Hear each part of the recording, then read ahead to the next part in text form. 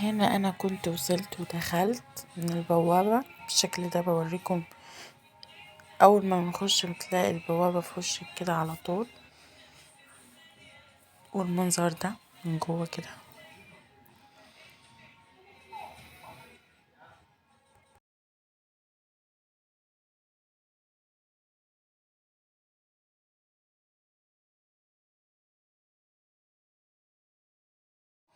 كده انا دخلت من الباب ده،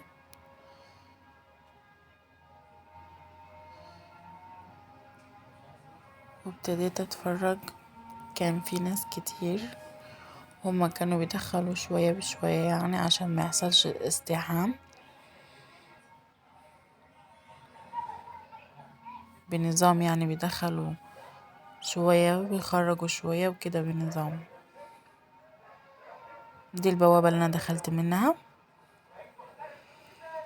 وده شكل السقف. المكان بجد تحفة، قصر يا جماعة.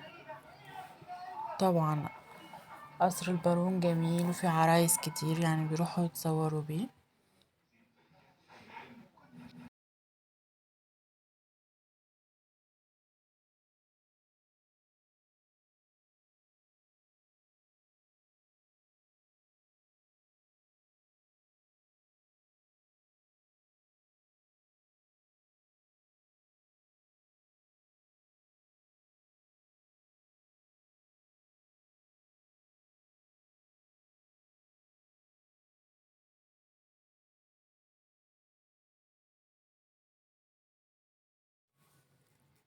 وده هنا كده الحمام.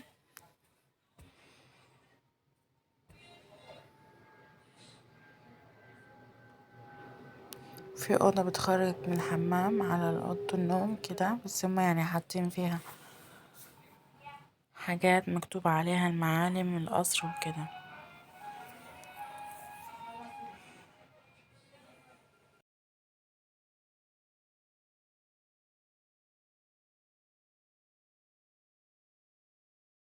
وده السلم اللي بيطلعنا للدور التاني اللي فوق.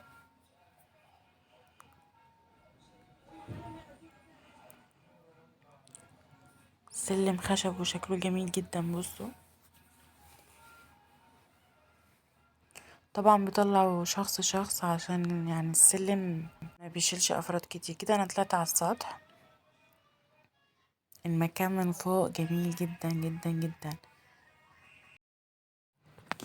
انا دلوقتي هصور لكم الاطلالة، بصوا الشكل والمنظر. الاطلالة جميلة جدا جدا. انا كده من فوق قصر البارون شايفة مصر الجديدة كلها تقريبا، والناس بتخش المدخل اهو السلم، في زوار بتخش تاني. بجد الإطلالة جميلة جدا جدا جدا، والمنظر تحفة.